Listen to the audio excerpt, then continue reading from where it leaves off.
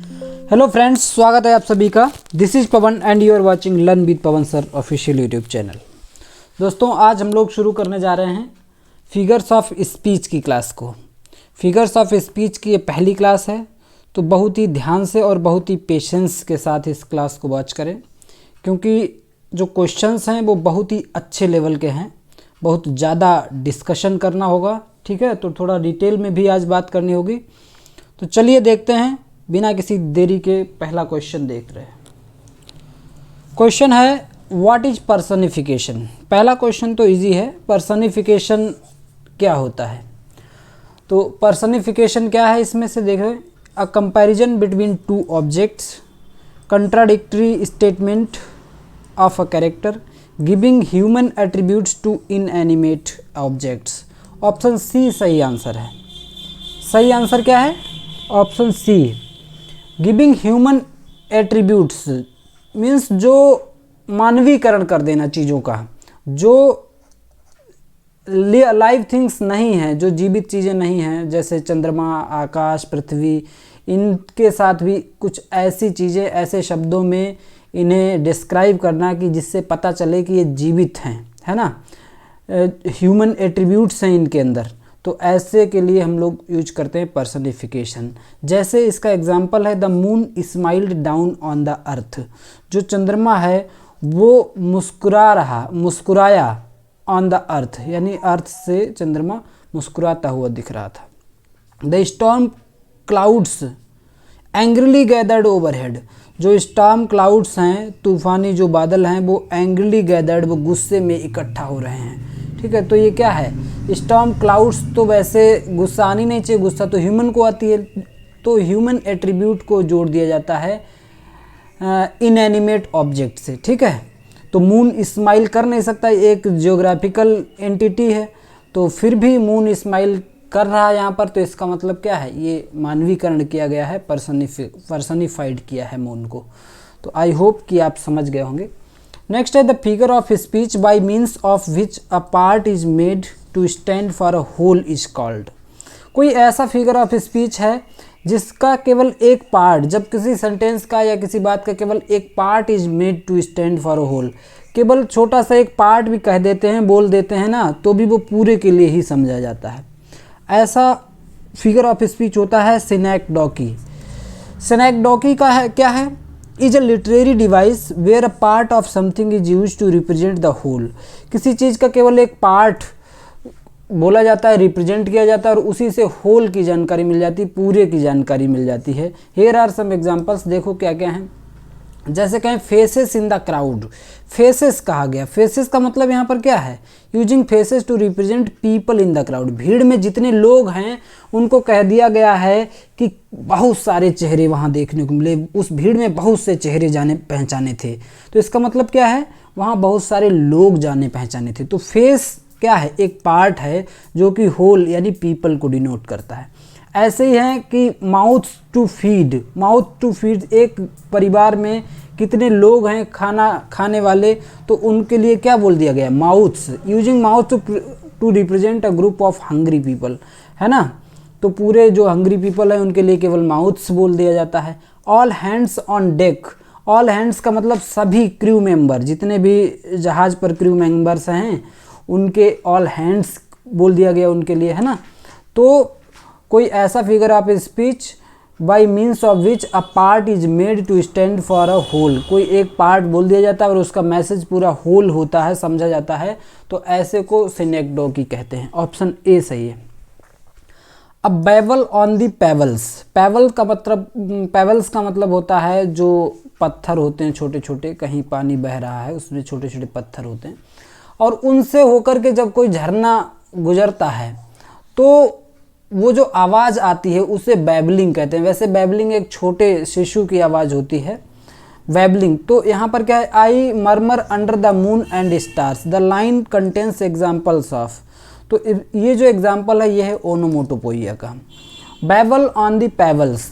तो babble on the पेवल्स का मतलब, बैबल एक साउंड है जो कि ऐसा वर्ड है जो खुद ही साउंड सजेस्ट करता है। बैबल का मतलब भी बैबलिंग ही होती है, छोटे बच्चों की जो आवाज़ होती है, ऐसे ही साउंड कर रहा है कोई झरना जो पत्थरों से बह रहा है।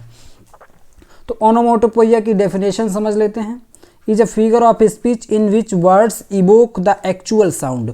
वर्ड्स को देखते ही पता चल जाता है साउंड, वो किसी न किसी साउंड की ही बात कर रहा है। जैसे हिस होता है एक साउंड, है ना, तो हिस का कोई और मीनिंग है ही नहीं, हिस अपने आप में ही साउंड है, तो हिस को देखते ही समझ जाएंगे आप, ओनोमोटोपोइया का एग्जाम्पल है। Of the thing they refer are to describe the boom, जैसे बूम एक एग्जाम्पल है।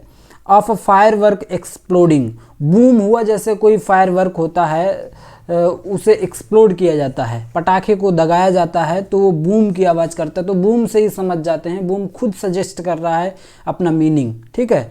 तो ऐसा कोई एग्जाम्पल जहाँ पर वर्ड अपने आप से ही अपना मीनिंग सजेस्ट करता हो, है ना, तो उसे ओनोमोटोपोइया कहते हैं।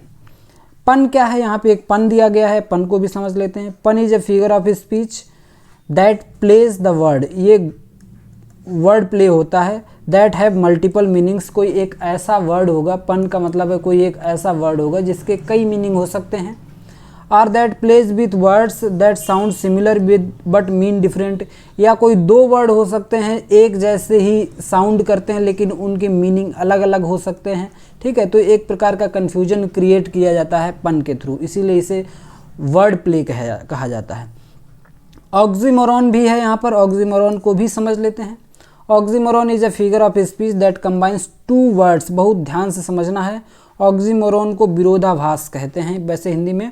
इसमें दो शब्द होते हैं, दोनों आपस में अपोजिट मीनिंग रखते हैं। जैसे स्वीट सॉरो, स्वीट का मतलब बहुत ही मधुर और सॉरो का मतलब दुख।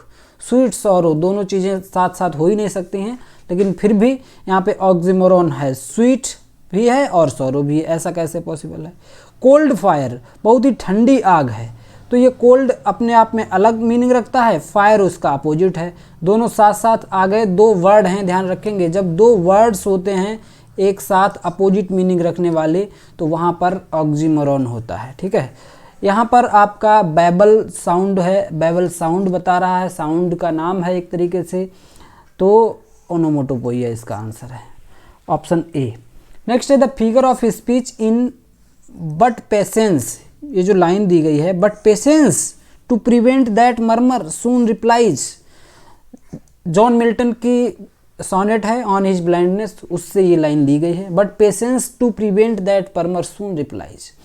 जॉन मिल्टन के दिमाग में जब ये चल रहा था कि मैं कैसे गॉड की सेवा कर सकता हूँ, और जब मुझे जो एक पोइटिक क्वालिटी दी गई थी जिससे मैं गॉड की सेवा कर सकता था, कविताएं लिख सकता था, वो भी मैं अंधा हो गया हूँ तो अब नहीं कर सकता हूँ, तो मैं क्या करूँ। ऐसी जब प्रॉब्लम चल रही थी दिमाग में जॉन मिल्टन के, तो उनके पेशेंस ने तुरंत रिप्लाई दिया। तो यहाँ पे पेशेंस रिप्लाई कैसे दे सकता है, पेशेंस को यहाँ पर पर्सनिफाई किया गया, जैसे कोई व्यक्ति रिप्लाई देता है वैसे ही बताया कि उनके धैर्य ने, उनके पेशेंस ने उन्हें रिप्लाई दिया टू प्रिवेंट दैट मर्मर, जो उनके दिमाग में चल रहे थे विचार, उन्हें रोकने के लिए। तो यहाँ पर पेशेंस को पर्सनिफाई किया गया है, तो यहाँ पर ऑप्शन डी हो जाएगा, पर्सनिफिकेशन, ठीक है।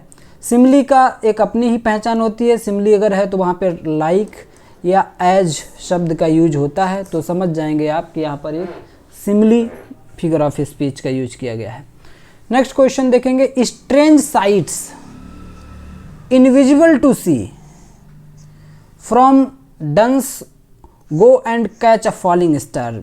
जॉन डन की एक पोएम है, go and catch a falling star, जाओ और पकड़ लो कोई टूटते हुए तारे को, अगर पकड़ पाओ तो। इसका हिंदी मीनिंग है इज एन एग्जाम्पल ऑफ, यहाँ इसमें एक लाइन है स्ट्रेंज साइट्स इनविजिबल टू सी, ये लाइन है, इसमें कौन सा फिगर ऑफ स्पीच यूज हुआ है, बहुत इंपॉर्टेंट क्वेश्चन है। ओनोमोटोपोइया है नहीं, ओनोमोटोपोइया में कोई जो साउंडिंग वर्ड होते हैं वही होते हैं, आप जानते हैं, समझ गए हैं पिछले क्वेश्चन से। यूफेमिज्म होता है किसी हार्ड बात को बहुत ही सॉफ्ट शब्दों के साथ कहा जाता है, किसी से शिकायत करने वाली बात है लेकिन उसे बहुत सॉफ्टली कहते हैं, प्यारे प्यारे शब्दों से कहते हैं कि देखो अगर आपने मेरी बात नहीं मानी या अगर आपने मेरा दिल तोड़ा तो मैं तुम्हारा मुंह तोड़ दूंगा।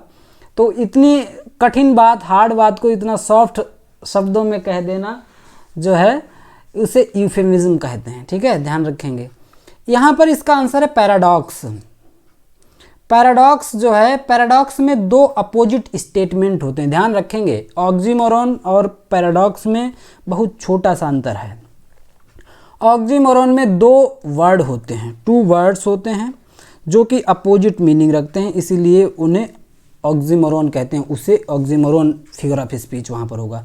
पैराडॉक्स में दो स्टेटमेंट होते हैं अपोजिट, दो बातें ही अपोजिट हैं। जैसे इसमें दिया गया स्ट्रेंज साइट्स, जो यहाँ पर नज़ारे हैं, जो दृश्य हैं, बहुत स्ट्रेंज हैं। और इनविजिबल टू सी, आगे कह दिया इनविजिबल टू सी, जो कि दिखाई ही नहीं देते। भाई जब दिखाई ही नहीं दिए तो आपको कैसे पता चला जो साइट्स हैं बहुत स्ट्रेंज हैं? तो दोनों बातें ही आपस में अपोजिट हैं। तो जहाँ पे दो बातें ही एक दूसरे की विरोधी हों और जिसमें से कोई एक ही सच हो सकती है, दोनों नहीं सही हो सकती हैं। या तो स्ट्रेंज साइट ही सही हो पाएगा या फिर इनविजुअल टू सी वाला ही सही होगा। अगर स्ट्रेंज साइट भी दिख गए और कह रहे हो कि इनविजिबल टू सी, जो कि दिखने में आते भी नहीं हैं, तो ये बात, दोनों बातें सही नहीं हो सकती। ऐसे स्टेटमेंट को पैराडॉक्स कहते हैं। ठीक है, डेफिनेशन देख लेते हैं। A paradox is a statement or situation that seems to contradict itself. Paradox एक ऐसा स्टेटमेंट होता है या ऐसी सिचुएशन होती है जो अपने आप को ही कंट्राडिक्ट कर रही होती है, अपने आप का ही खंडन कर रही होती है। जैसे स्ट्रेंज साइट्स का खंडन हो रहा है इनविजुअल टू सी से, बट में make sense after further thought, लेकिन जब ज़्यादा देर तक सोचेंगे, थोड़ा सा जोर देंगे तो समझ में आ जाता है उसका सेंस। ठीक है, जैसे और भी एग्जाम्पल हैं पैराडॉक्स के। Youth is wasted on the young, जो यूथ है वो वेस्ट, बर्बाद हो रहा है, on the young. Less is more, जो कम है वही ज़्यादा है, पर्याप्त है ना। लेस इज मोर, लेस तो लेस है, मोर कैसे हो सकता है। द ओनली कांस्टेंट, जो एक चीज़ कांस्टेंट है, इज चेंज, जो कांस्टेंट है वो केवल एक चेंज ही है, यानी चेंज हमेशा होती ही रहेगी, यही एक कांस्टेंट है। और ये दोनों आपस में एकदम विरोधी स्टेटमेंट है। You have to spend money to make money, आपको पैसा खर्च करना होगा पैसा बनाने के लिए। तो दोनों बातें आपस में अपोजिट हैं। तो ये सारे एग्जाम्पल थे पैराडॉक्स के। एक बहुत इंपॉर्टेंट यहाँ पर दिया गया है term, for shadowing. For shadowing figure of speech है, इसे भी समझ लेते हैं यहीं पर। ठीक है, टाइम लगेगा, बहुत ही पेशेंस के साथ देखना पड़ेगा और बहुत ही डिफ़िकल्ट लेवल के क्वेश्चन पूछे जाते हैं फिगर ऑफ स्पीच से।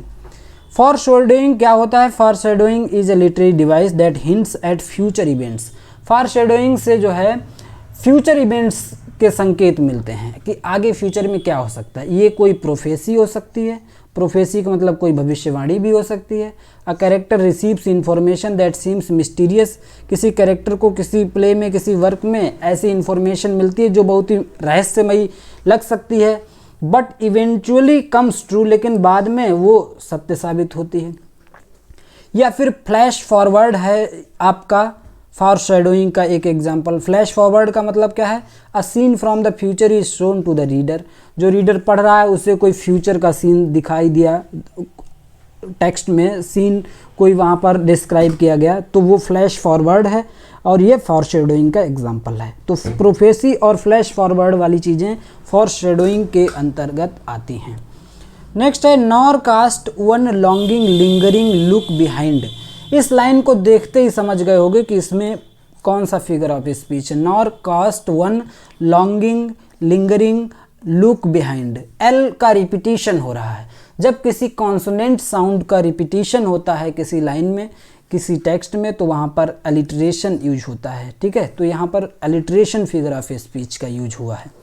इसके अलावा अल्यूजन क्या होता है इसे भी मैं बता दे रहा हूँ। अल्यूजन क्या है इसे देख लें। Allusion is a literary device that indirectly refer to a person, indirect तरीके से किसी पर्सन, प्लेस, थिंग या इवेंट के बारे में बताती है।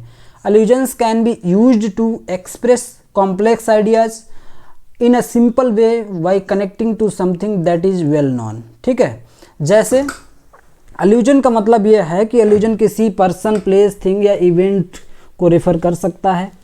अल्यूजन के द्वारा क्या होता है, कोई कॉम्प्लेक्स आइडिया है उसे सिंपल वे में समझाया जा सकता है। कैसे?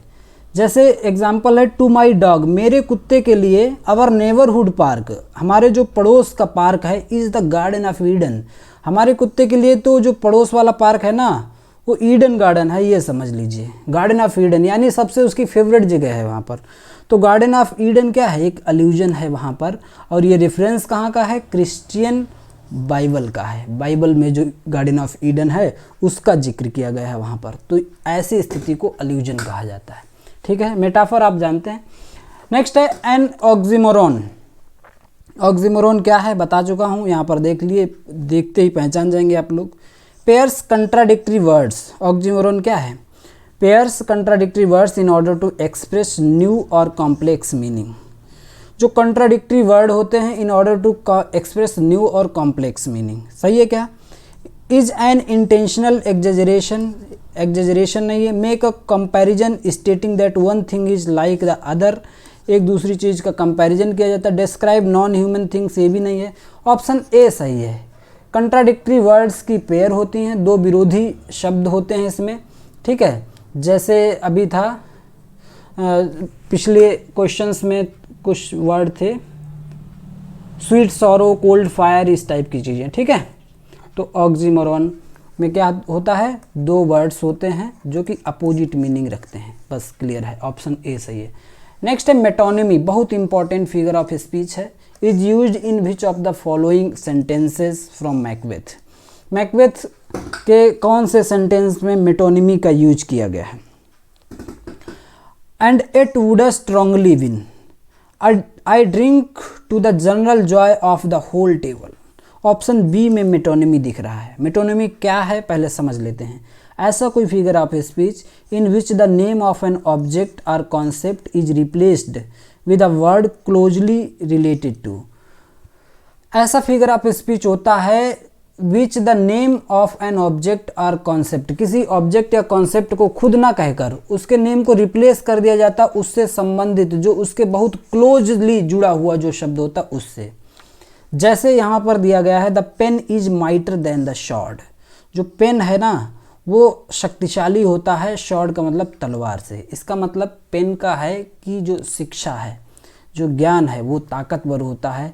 देन द शॉर्ड का मतलब जो फिजिकल ताकत होती है उससे ज़्यादा, या जो किसी की सैनिक ताकत, सैन्य ताकत होती है उससे ज़्यादा ताकतवर होती है, होता है ज्ञान, पेन। तो पेन का यूज किया गया है मेटोनिमी के तरीके से, पेन का यूज किया गया है ज्ञान के लिए। आई एम ऑल ईयर्स, मेरा पूरा ध्यान आपकी तरफ है, यानी आपको ही सुन रहा हूँ। आई एम ऑल ईयर्स, अब यहाँ पर कानों का संबंध क्या हो गया, ध्यान से, सुनने से, कि मैं पूरी तरह से सुन रहा हूँ आपको। I gave him my heart, मैंने उसे अपना हार्ट दे दिया। अब हार्ट थोड़े दिया जाता है, तो हार्ट का मतलब ये है विश्वास, बिलीफ वहाँ पर।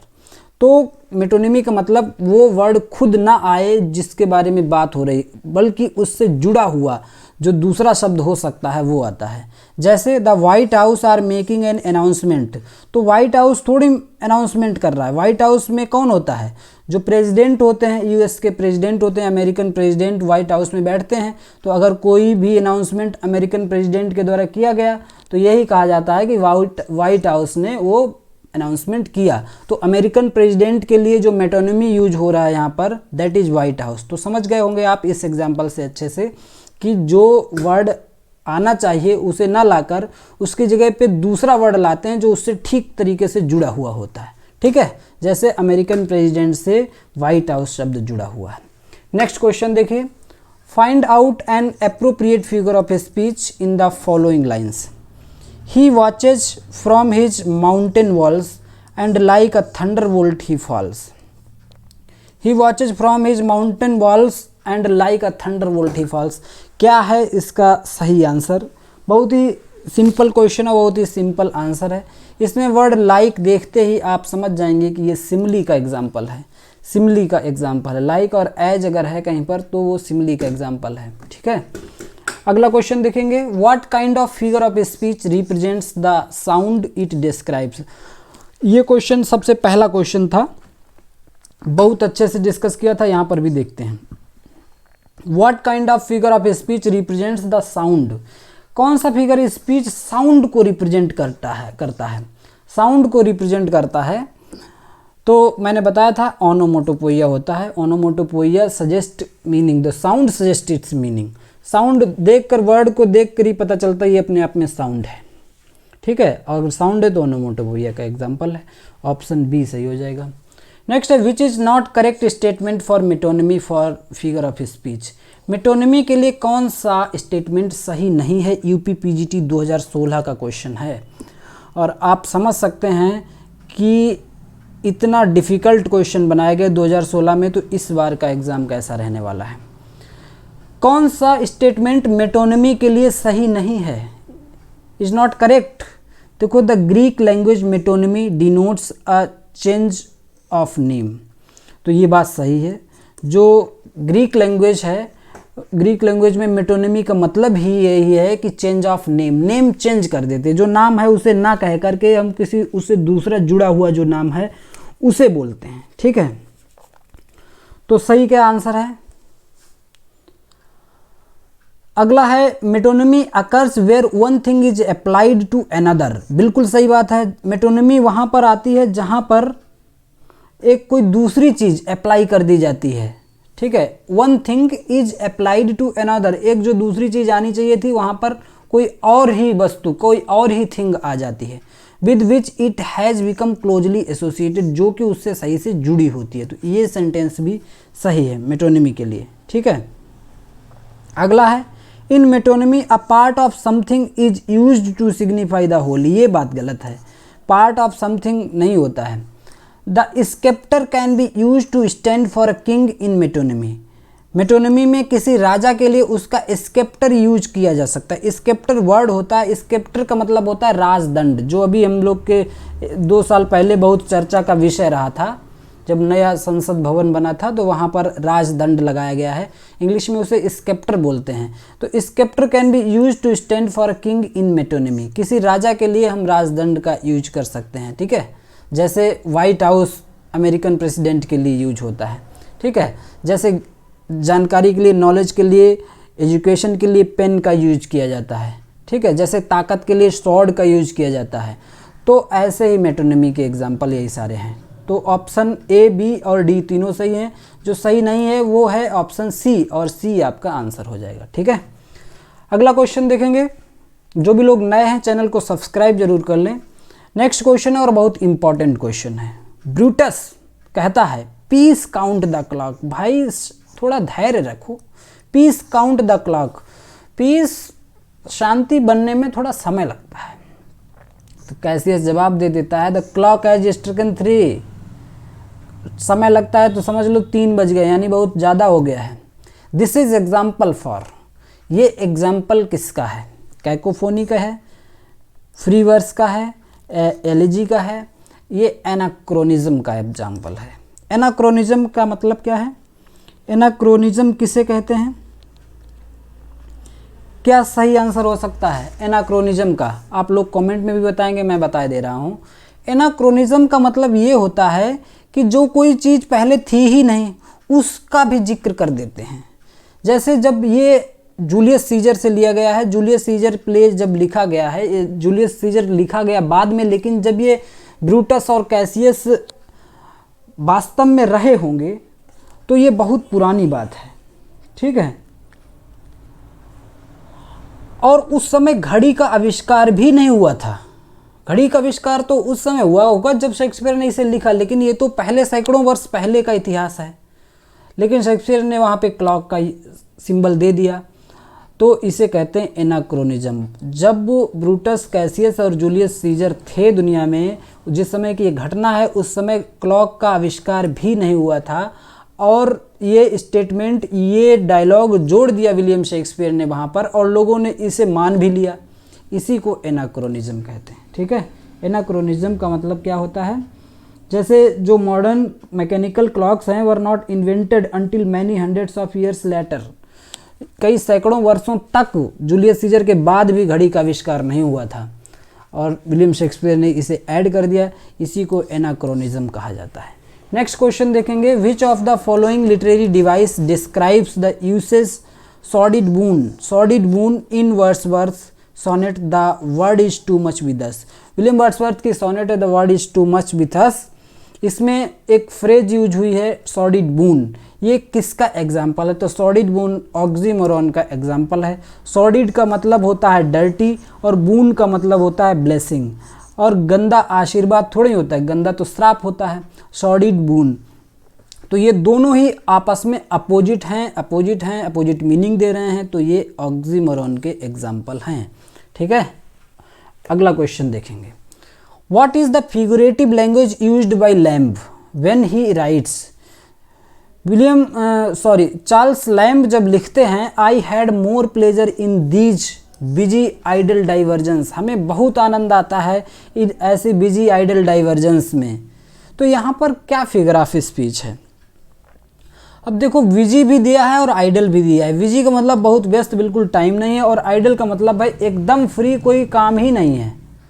ठीक है, तो अब ये दोनों एकदम से विरोधी शब्द हो गए हैं, दो वर्ड हैं जो कि एकदम अपोजिट मीनिंग रखते हैं, इसका मतलब ये ऑक्सीमोरॉन का एग्जाम्पल है। ठीक है, ऑप्शन सी सही आंसर था। नेक्स्ट है the figure of speech used in the line they stretched in never ending line from the poem daffodils. William Wordsworth की पोएम डैफोडिल्स से ये लाइन है। डैफोडिल्स के फूलों को लेकर के बात हो रही है कि they stretched in never ending line, वो इतनी दूर तक विस्तार है उनका कि उनकी लाइन कभी ख़त्म ही नहीं होगी।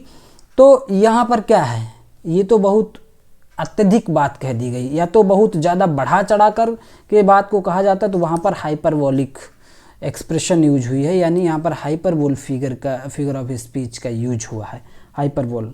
ठीक है, अगला क्वेश्चन देखेंगे। He is a citizen of no man city. He is a citizen of no man city, no mean city is an example of, वो किसी छोटे शहर का नागरिक थोड़ी है, या किसी ऐसे वैसे शहर का नागरिक थोड़ी है। इसका मतलब क्या है कि वो किसी अच्छी जगह से है, लेकिन ये सीधे सीधे नहीं कहा गया ही is a citizen of good city, a prosperous city, ऐसी बात नहीं कही, सीधा सीधा नहीं कहा गया। इस बात को थोड़ा सा घुमाया गया और नेगेटिव बनाया गया। नो मीन सिटी, दो नेगेटिव वर्ड बना दो तो एक पॉजिटिव मीनिंग हो जाता है, एक तो नो दे दिया गया और मीनिंग भी नेगेटिव मीनिंग ही रखता है।